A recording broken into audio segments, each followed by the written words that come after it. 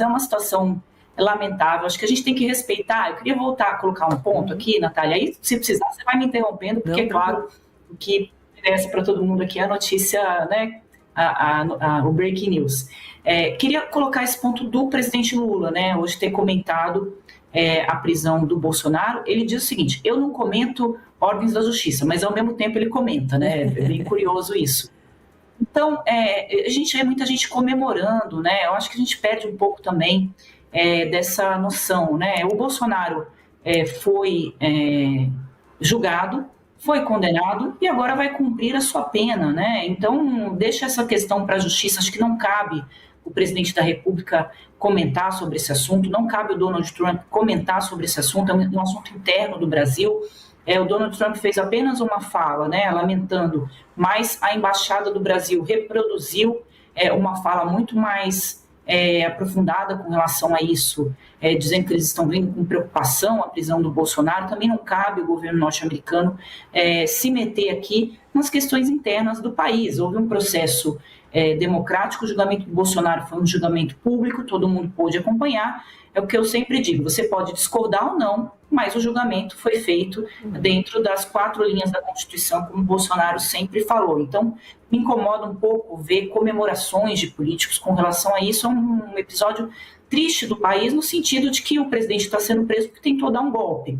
Então, infelizmente, a gente, de novo, teve que enfrentar esse tipo de questão de pessoas quererem se manter no poder mediante uma tentativa de golpe. Tem uma reportagem que eu queria destacar aqui, que eu vi na Folha de São Paulo, muito bem feita, por sinal, dizendo que, lembrando, né, que o Bolsonaro é um ponto fora da curva nos regimes democráticos que têm presidentes que estão tentando atacar e fragilizar o regime por dentro do regime, né, porque essa tentativa de golpe do Bolsonaro, de um golpe de Estado, foi até vista como algo mais ultrapassado, né, hoje se usa a própria democracia para você fragilizá-lo. Então, você vai fragilizando os demais poderes, você vai politizando o Supremo Tribunal Federal, e o Bolsonaro é o único que terminou preso. Então, você tem o Donald Trump, né, que também questionou ali a legitimidade das últimas eleições, dizendo que que os votos foram fraudados. Isso nunca foi comprovado, e também as pessoas que tentaram invadir o Capitólio lá nos Estados Unidos, terminou até em tragédia. Então, o Donald Trump, ele passou por um julgamento, né, no Congresso, pelo Judiciário, isso não foi concluído, ele consegue voltar pelas vias eleitorais. Então, ele escapou ali. Por quê? Porque ele tinha muito também do Supremo Tribunal Federal nas mãos. E o Orbán também, ele não Hungria, que é um outro também populista autoritário, digamos assim, que também está no poder ainda e vai tentar se perpetuar no poder. Então, o Bolsonaro é um ponto fora da curva.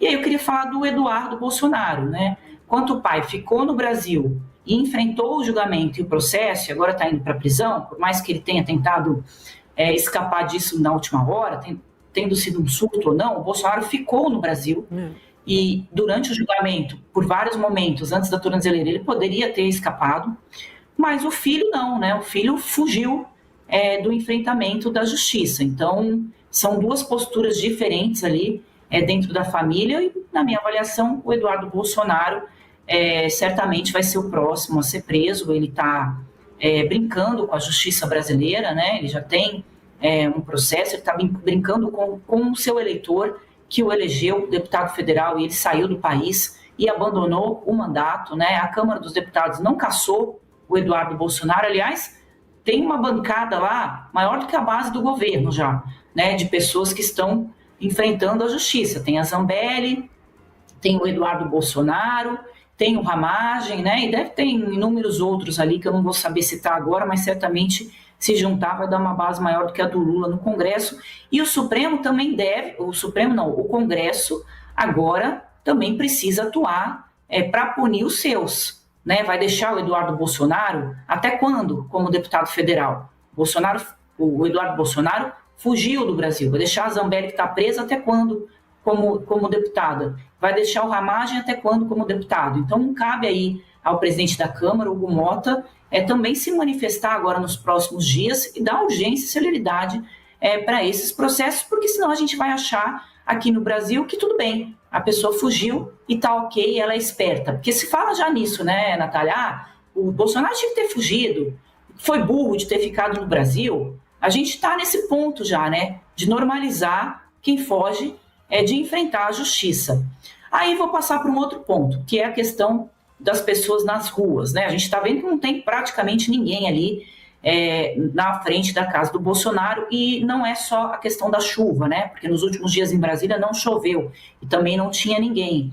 O Bolsonaro não consegue mais reunir massas em seu apoio e sua defesa. Tem dois motivos aí. As pesquisas mostram que todo mundo já foi condenado mesmo, vai ser preso, não tem mais o que fazer. Então vamos seguir a vida a partir de agora. E por outro lado, você tem um monte de gente que está presa, condenadas a penas duríssimas de 16, 17 anos de prisão, porque participaram lá da tentativa de golpe do 8 de janeiro. Então isso também inibe as pessoas. Eu vou para a rua, eu vou protestar em defesa do Bolsonaro, e eu posso ser preso, eu posso ser condenado, isso pode acabar com a minha vida.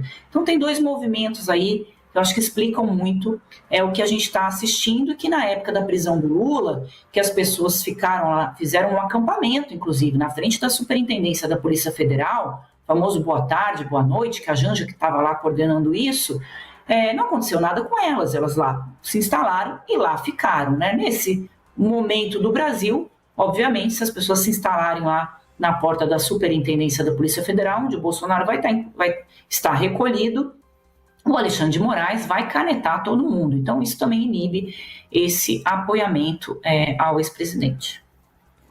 Ô, Andresa,